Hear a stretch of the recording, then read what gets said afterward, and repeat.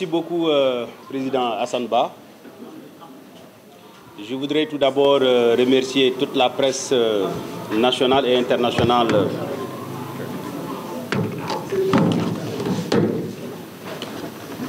qui ont bien voulu répondre favorablement à notre invitation. L'invitation officielle du Parti démocratique sénégalais dans ce point de presse qu'organise conjointement la cellule communication et le pool des porte-parole sur les orientations du parti, bien sûr sur l'actualité nationale.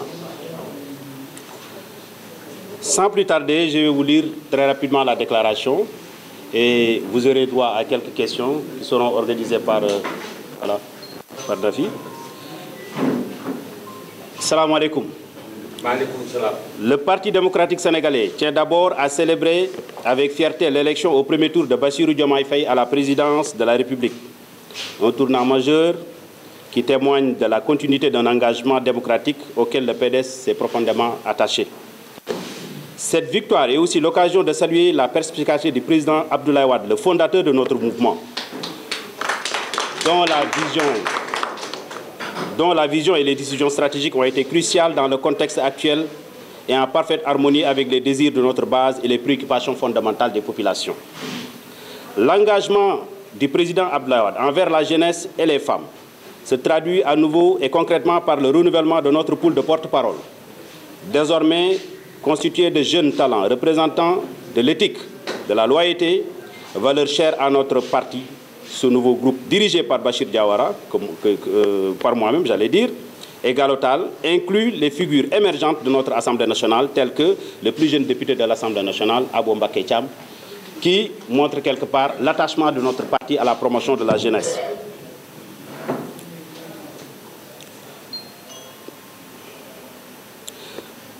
Nous en profitons pour féliciter chaleureusement les frères Moussa Fall et Omar Cissé, respectivement président et secrétaire général de la Fédération nationale des anciens, ainsi que le frère Cheikh Sadibou Diaga et Moustapha Djamil, président et secrétaire général de la Fédération nationale des arabisans. Cette dynamique de modernisation se reflète également dans la structuration de nos fédérations verticales.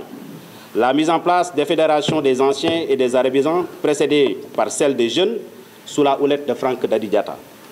démontre notre engagement envers une base militante structurée et diverse, préparée à soutenir efficacement nos initiatives politiques et communautaires. À l'approche du cinquantenaire du Parti démocratique sénégalais, nous envisageons une célébration à la hauteur du patrimoine national que représente le PDS et de son leader visionnaire. Cet anniversaire sera l'occasion de revenir sur les grandes réalisations du PDS et de projeter notre vision sur l'avenir, notamment en préparation des élections législatives avec comme Karim Wade, notre chef tête de liste. Sur la situation nationale, le gouvernement actuel hérite d'une situation économique et sociale difficile caractérisée par une croissance en baisse, un endettement croissant et un coût de la vie en hausse. Il est impératif que les nouvelles autorités puissent s'attaquer de manière pragmatique à ces défis pour améliorer le niveau de vie des Sénégalais, le niveau de vie et le pouvoir d'achat des Sénégalais. Le PDS exhorte donc le gouvernement à prendre des mesures urgentes pour répondre favorablement à la demande sociale et réduire le prix des denrées de première consommation. Le PDS salue également la décision du président de la République d'arrêter toutes les constructions sur le littoral, ainsi qu'à Thiès et à Mbour. Nous espérons que cette décision sera accompagnée d'une réforme qui accélérera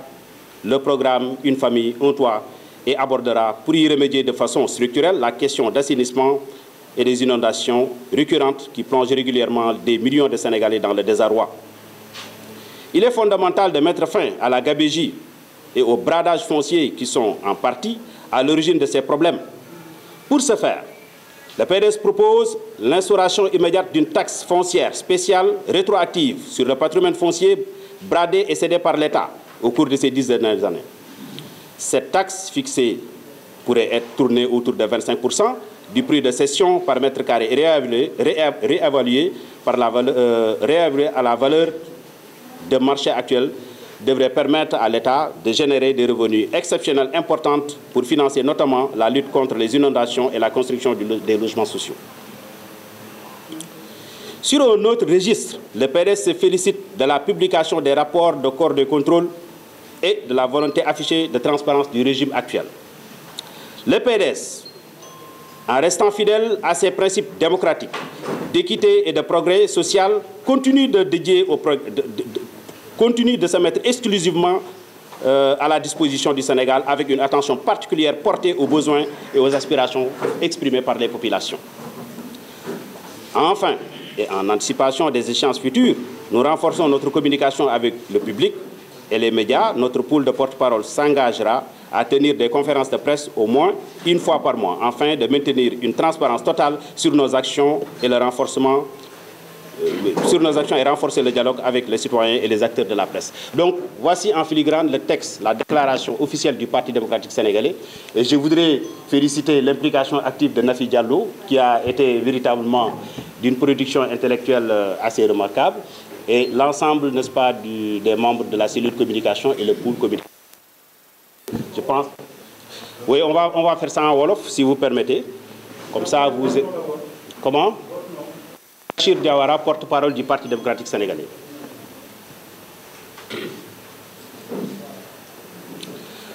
Donc mbokk yi ñu ngi leen di nuyu kenn ku ci nekk ci turam ak santam di rafetlu seen teewaay ci ni nga xam ne moom ngeen ñu wuyoo tey ji wuyu ko nag officiellement Parti démocratique sénégalais ndax tey ji Parti démocratique sénégalais moo woote jaarale ko ci cellule communication ak pool porte-parole bi nga xam ne suñu secrétaire général Maître Abdoulaye Wade moom moo ko mettre en place. Parti démocratique sénégalais mi ngi félicité bu baax Bassirou Diomaye Faye ci ni nga xam ne noonu lañ ko falee ci élection présidentielle bi ndax umpu leen kenn gis ngeen rôle bi nga xam ne moom la ci Parti démocratique sénégalais joué. loolu nag li muy firndeel moom mooy taarix bi nga xam ne moom la Parti démocratique sénégalais musa am nga xam ne daf ko lal ci wàllu démocratie waaye ndam loolu aussi dafa wone engagement bi nga xam ne moom la président Abdoulaye Wade am ki nga xam ne moom moo sànc suñu parti moo nekk suñu figure emblématique ba tax mu jël décision boo xam ne bu am solo la mu méngale ko li nga xam ne moom mooy bëgg-bëggu askan bi ak ñi nga xam ne ñoom ñooy militants yi ak militantes yi loolu moo waroon choix boobu noonu. waaye mën nañu ràññee ci jamono yi nga xam ne gis ngeen ko aussi tamit ci wàllu doxalinu parti bi li nga xam ne moom mooy attachement wu Maître Abdoulaye Wade ci jeunesse bi maanaam ci ndaw ñi ak ñi nga xam ne ñoom ñooy jigéen ñi ba tax ne fal na ay porte-parole yoo xam ne bu ngeen xoolee suñu xar kanam xëy na ndaw la ñuy gën a jege. loolu rek mi ngi wane espoir bi nga xam ne moom la PDS am ci promotion ndaw ñooñu waaye nag dafa am ay valeurs yu leen tënk valeurs yooyu dafa naa ni moom mooy li nga xam ne tey ji ñun ñëpp ci PDS moom la ñu doxee muy loyauté di fidélité di constance engagement ak persévérance ci loolu la ñu taxaw. ndaw ñooñu nag mën nañ ci citer ku mel ni Gallo Tall nga xam ne moom mooy sama adjoint ci porte-parole yi ak ki nga xam ne moom mooy Abo Mbacké Thiam Nafi Diallo secrétaire chargé des communications ak équipe am bi yëpp mën nañ leen ci citer. ñi ngi rafetlu bu baax également li nga xam ne moom la parti bi dëgmal muy ay renouvellement ay bànqaasam muy structure yi nga xam ne ñoo tënk Parti démocratique sénégalais ndax laata démb sax réunion bi nga xam ne moom moo fi amoon muy réunion arabisant yi amoon na renouvellement bànqaasu ndaw ñi nga xam ne Franck Dadi Diatta moo ko jiite. fal nañu également responsable yi nga xam ne ñoom ñoo yor arabisant yi ak anciens yi bu fekkente ni ci anciens yi la gis ngeen ne frère Moussa Fall ak Oumar Cissé ñoom ñoo nekk secrétaire général fédération nationale des anciens. ki nga xam ne nag mooy suñu frère Oustaz Diaga ak Moustapha Djamil ñoom ñooy secrétaire général fédération nationale arabisant yi. waaye loolu yoon boobu li muy wane day wane rek yoon bi nga xam ne ak nal yi nga xam ne parti bi jël na ko pour tëggaat li nga xam ne moom mooy ay bànqaasam jaarale ko ci fédération yi nga xam ne ñu gën a kawe yi nga xam ne ñoom ñooy jiite parti bi. fédération yooyu nag li leen jiitu moom mooy wax naa ko fi tout à l'heure moom mooy bureau UJTL bi nga xam ne taxawal nañ ko ak Franck Dadi Diatta. loolu mi ngi wane rek suñu engagement ñun Parti démocratique sénégalais ci defaraat suñuy bànqaas tëgg ko ba mu gën a méngoog jamono pour préparer li nga xam ne moom la ñu dëgmal muy suñuy échéances yi nga xam ne moo nekk ci kanam notamment li ngeen xam mooy élection yi ñëw incha allah. waaye dafa am loo xam ne lu am solo la dañ ko war a relever muy PDS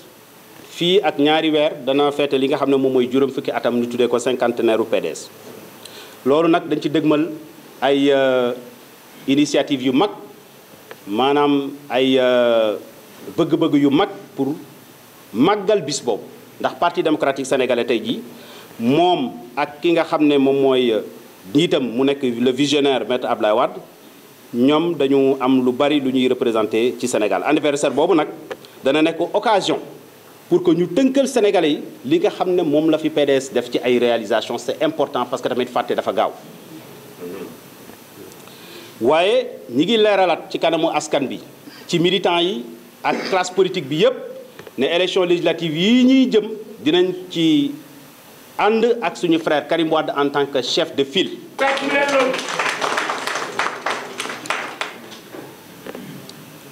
ci wàllu doxalinu dëkk bi ñi xam nañu gouvernement bu Sénégal li nga xam ne moom la fi fekk situation ci wàllu koom-koom situation bu jafe-jafe la te li nga xam ne moo ko gën a mandargaal moom mooy koom-koomu réew mi ak amu réew mi dafa wàññeeku bu baax a baax moom mooy la baisse de la croissance. waaye surtout bor yi nga xam ne am nañ ko ci bitim réew ak ci biir réew mi nekk na bor yoo xam ne dañoo gën a bari ay bor yu mag a mag la yéen ñëpp xam ngeen ko. wax nañ sax plus de 15 000 milliards su fekkente ni ci dette publique la loolu defe naa ni lu baree bari la. donc tey dafay jaadu autorités yi nga xam ne ñoom ñoo fi nekk tey ji ñu ut ay pexe yoo xam ne yu wóor la ay jéego yu wóor la yoo xam ne danañu mën a jànkonteeg difficulté yooyu nga xam ne sénégalais moom dañuy dund ci wàllu koom-koom ci wàllu am-am ak ci wàllu lu ñuy dundee. PDS donc mi ngi ñaan gouvernement du Sénégal mu jël ay matuwaay yu wér te dëgër pour jéem a xool naka lay satisfaire li nga xam ne moom la moo tax sénégalais yi fal ko fi. PDS mi ngi rafetlu également décision bi nga xam ne moom la président Bassirou Diomaye Faye jël arrêté construction yi nga xam ne ñoo nekk ci littoral bi muy ci Thiès ak ci Mbour yëpp. et yaakaar nañu décision boobu ñun waa PDS danañ ko booleek ay réformes yoo xam ne dinañ yokk li nga xam ne moom mooy programme de structuration n'est-ce pas un programme structurel en tout cas de solution pour le logement social maanaam une famille un toit fexe ba Sénégal yëpp kenn ku ci nekk am li nga xam ne moom mooy dëkkuwaay. ci wàllu assainissement comme ci wàllu inondation également jot na gouvernement bi gën a góorgóorlu ci li ma wax nii tout à l'heure ndax millions yu sénégalais yu bari ñi ngi sonn ci wàllu mbënd mi ak yooyu defe naa ne ñi ngi jublu bientôt ci campagne bi ci nawet bi.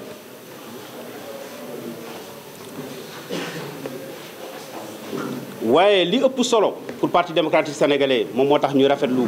position bi nga xam ne moom la président Bassirou Diomaye Faye am ci arrêté construction bi maanaam dafa amoon caax-caaxee boo fi amoon ci wàllu suuf si nga xam ne régime bi fi jógee moom moo ko fi defoon te gis ngeen rapport yi nga xam ne ñoo ko fi génne wane loolu. PDS dafay proposer ñu def benn taxe foncière boo xam ne maanaam day rétroactive taxe bi bu ñu ko defee ba pare dafay concerner li nga xam ne moo jotoon a jàll. kon moom mooy rétroactivité bi taxe boobu nag ñun ñu ngi ko xayma ci 25% du prix de cession par mètre carré réévalué à la valeur bi nga xam ne moom mooy marché actuel bi.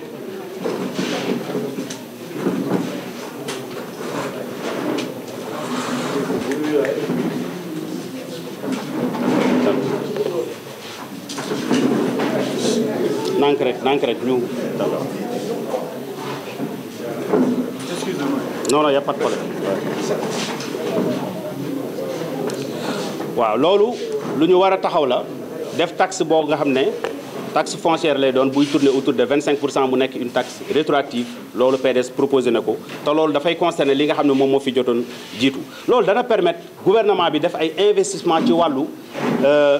solution structurelle par rapport aux inondations ak aux logements sociaux looloo gën a tax PDS xalaat lu mel noonu. ci beneen wàllu PDS nag mi ngi féliciter également gouvernement bi ci ni nga xam ne noonu la ñuy publier rapport yi nga xam ne moom moo nekk corps de contrôle yi rapport OFNAC ak rapport corps de contrôle yi. PDS donc moom dafa mës a fidèle ci li nga xam ne moom mooy ay principe am ci wàllu démocratie ak ci wàllu transparence dans la gestion des affaires publiques looloo tax tànk bii ñu teg ko ba léegi nii. enfin ñi ngi wax ne ñun ñi ngi nekk dans une dynamique boo xam ne dañuy dëgmal li nga xam ne moom mooy échéance yi di ñëw muy élection yi ak lépp loo xam ne ci wàllu politique war na parti démocratique sénégalais ba tax na pour le porte-parole bi nga xam ne moom la ñuy jiite dana def ay conférence de presse chaque mois pour jéem a maintenir visibilité maanaam am transparence suñu diggante ak militants yi mais suñu diggante ak sénégalais yi donc dañuy changer doxalin moom moo tax ñu jël tànk boobu donc de manière générale lii daal mooy li nga xam ne ci tënk moom la ñu bëggoon waxtaan ak yéen